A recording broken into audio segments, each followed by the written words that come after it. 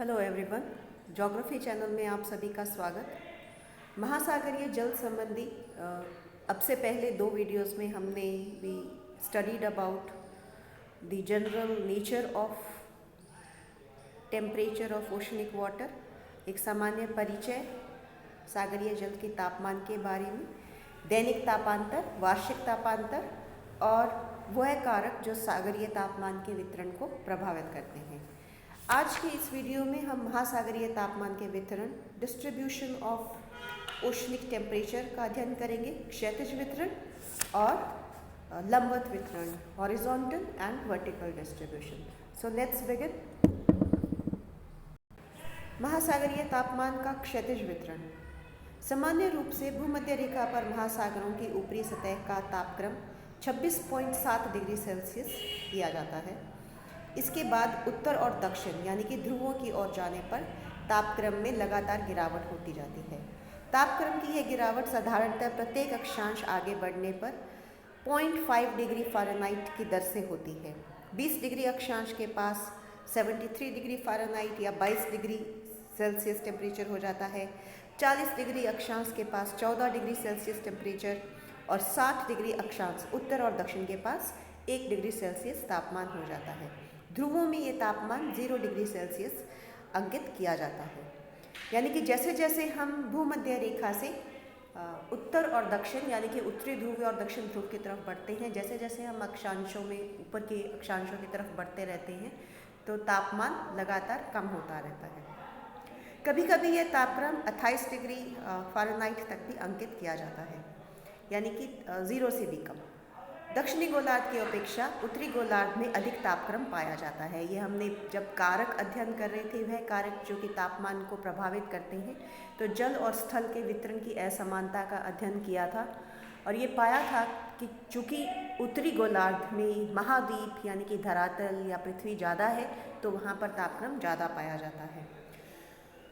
तापक्रम उच्चतम तापक्रम भी भूमध्य रेखा पर ना होकर उससे थोड़ा उत्तर में पाया जाता है। इसके पीछे कारण ये है कि भूमध्य रेखा का जो बेल्ट है, इक्वेटोरियल जिस बेल्ट को हम कहते हैं 0 डिग्री पे, वहाँ पर आसमान में अक्सर बादल छाए रहते हैं और वर्षा रहती है। इसके कारण तापक्रम अधिक नहीं होता। सभी महासागरों का औसत वार्षिक तापक्रम 17.2 डिग्री सेल्सियस निश्चित किया गया है। उत्तरी गोलार्ध का औसत वार्षिक तापक्रम 19.4 डिग्री सेल्सियस, दक्षिणी गोलार्ध का 16.1 डिग्री सेल्सियस होता है। इस असमानता का प्रमुख कारण दक्षिणी गोलार्ध में अत्यधिक जल के स्वतंत्र संचार होने से ऊष्मा के स्थानांतरण को बताया जाता है, क्योंकि वहाँ पर पानी ज़्यादा है तो पानी का फ्लो भी ज़्यादा होता है और उसके कारण ट्रांसफ़र ऑफ हीट, ऊष्मा का स्थानांतरण हो जाता है। उत्तरी अटलांटिक महासागर में गर्म जल धाराओं के कारण भूमध्य रेखा से उत्तर जाने पर तापक्रम में गिरावट न्यून होती है। उत्तरी अटलांटिक महासागर में हमने गल्फ स्ट्रीम का अध्ययन किया था कि gulf stream gulf of Mexico से निकलते हुए किस प्रकार भूमध्य रेखीय इलाके से और उत्तरी ध्रुव की तरफ बढ़ती है और ये रेखा आगे जाकर नॉर्थ अटलांटिक ड्रिफ्ट के रूप में उत्तर पश्चिमी यूरोपीय तट तक पहुंच जाती है। इस गर्म धारा के कारण भूमध्य रेखा से उत्तर की तरफ अगर हम अटलांटिक महासागर में जाते हैं तो जितना तापक्रम का गिरावट होना चाहिए उतनी नहीं देखी जाती। 50 से 70 डिग्री उत्तरी अक्षांशों के मध्य भी 5 डिग्री सेल्सियस तापक्रम अंकित किया जाता है, परंतु दक्षिणी अटलांटिक तापक्रम में ध्रुव की ओर विधिवत गिरावट होती है। तो उत्तरी अटलांटिक में हमने, क्योंकि गर्म धाराएं भूमध्य रेखा से और नॉर्थ पोल यानी कि उत्तरी ध्रुव की तरफ एक गर्म धारा बह रही है, जिसके कारण जितनी तापक्रम में गिरावट होनी चाहिए उससे कम गिरावट नोटिस की जाती है। इसके विपरीत दक्षिणी अटलांटिक में तापक्रम में ध्रुव की ओर विधिवत गिरावट होती है।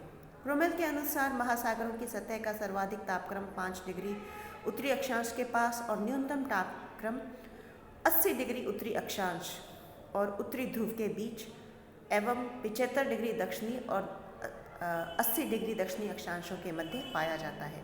यानी कि ये जो क्रूमेल है इनका ये मानना है कि, और ये हमने अभी पहले भी अध्ययन किया है कि अधिकतम तापक्रम भूमध्य रेखा पर नोटिस नहीं किया जाता, तो बल्कि उससे थोड़ा सा उत्तर में, यानी कि 5 डिग्री नॉर्थ, 5 डिग्री उत्तर अक्षांश में सबसे अधिक तापक्रम नोटिस किया जाता है। और न्यूनतम तापक्रम नोटिस किया जाता है या तो 80 डिग्री अक्षांश उत्तर और उत्तरी ध्रुव के बीच में, या 75 डिग्री दक्षिण और 80 डिग्री दक्षिणी अक्षांश के बीच में।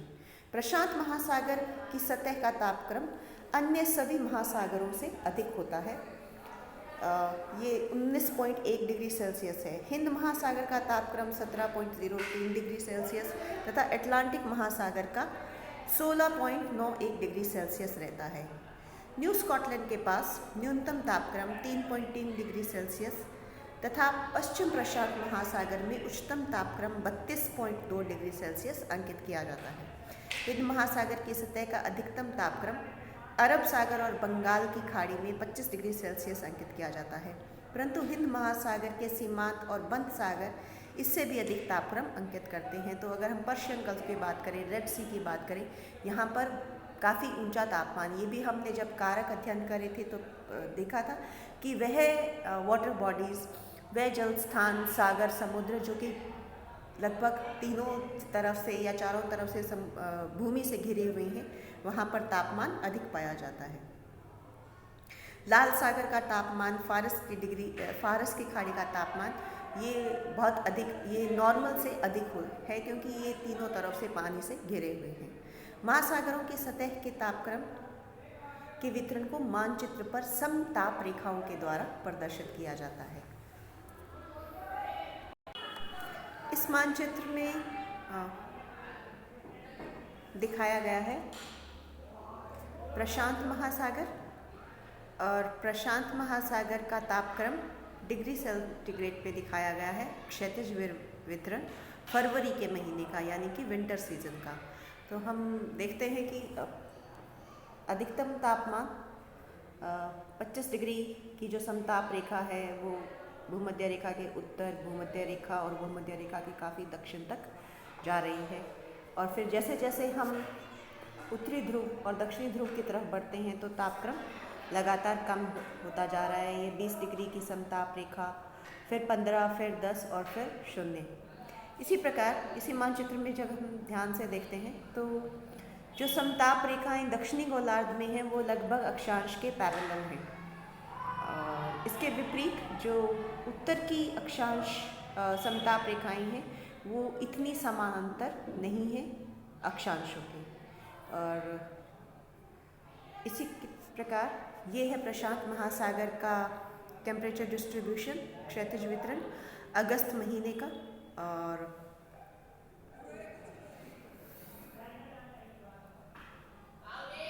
ये 25 डिग्री समताप रेखा, ये भी 25 डिग्री समताप रेखा भूमध्य रेखा के दोनों तरफ। फिर उत्तर की तरफ जाते हैं, तापक्रम थोड़ा घटता जाता है, लेकिन जितना फरवरी के महीने में था उतना नहीं है। यहाँ पर 10 डिग्री की समताप रेखा है। दक्षिणी गोलार्ध में हम देखते हैं कि अक्षांश के लगभग पैरेलल समानांतर समताप रेखाएं हैं और 0 तक तापक्रम पहुँच जाता है।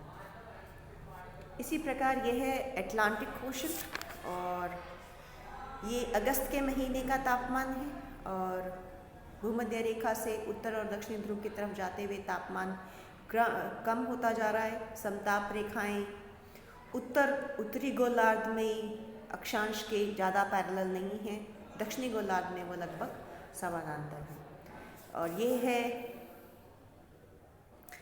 अटलांटिक ओशन आंध्र महासागर का तापक्रम क्षैतिज वितरण फरवरी के महीने का। और तापक्रम 20-25 डिग्री, लगभग 25 डिग्री भूमध्य रेखा के पास है। और फिर 20 अगर हम उत्तरी गोलार्ध की तरफ जाएं तो 20 डिग्री सेल्सियस की समताप रेखा, फिर 15, 10, 5 और 0। और इसी प्रकार दक्षिण में 25, 20, 15, 10 और 5। ये है क्षैतिज वितरण अंत महासागर में। इसी प्रकार आप हिंद महासागर का भी किताब को देख सकते हैं। महासागरीय तापमान का लंबवत वितरण, यानी कि महासागरों की सतह से लेकर और अंदर गहराई तक। तो महासागरों में सर्वाधिक तापक्रम सतह पे ही पाया जाता है, क्योंकि उसको महासागर के जल को हीट कहाँ से मिल रही है? सूर्य की short wave radiations from the sun. तो वो ऊपर से आ रही है, सूर्य की किरणें सागर के अंदर 200 मीटर की गहराई तक प्रवेश कर सकती हैं।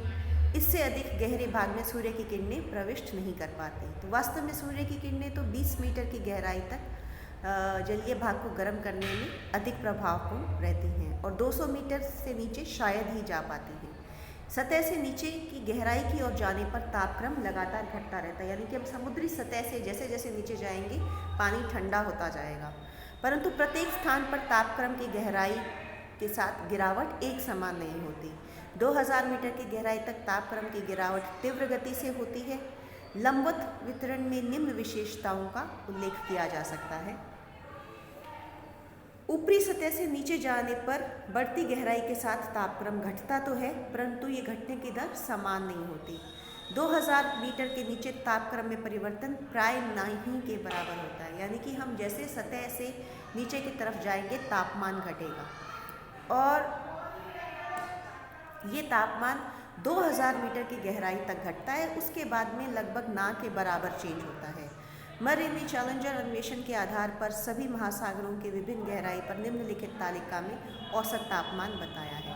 तो सबसे पहले कॉलम में गहराई है, फैदम में दी हुई है, 1 fathom is equal to 6 feet, और फिर तापमान दिया हुआ है सेल्सियस में और फ़ारेनहाइट में। हम सेल्सियस में देखेंगे तो 100 फैदम की गहराई पर 16 डिग्री तापमान है, और हम और गहरा दुगना गहरा 200 फैथम में जाते हैं तो 10 डिग्री, 500 पे 7.2 डिग्री सेल्सियस, 1000 पे 2.5 डिग्री सेल्सियस, 1500 पे 2 और 2200 पे 1.8। तो आप देख रहे हैं कि एक समान गति से भी तापमान नहीं बढ़ता है।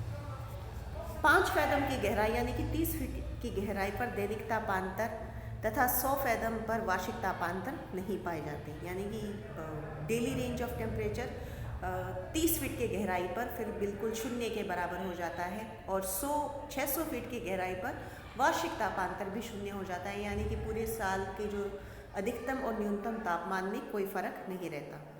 भूमध्य रेखा से ध्रुवों की ओर गहराई के साथ तापक्रम की गिरावट असमान दर से होती है।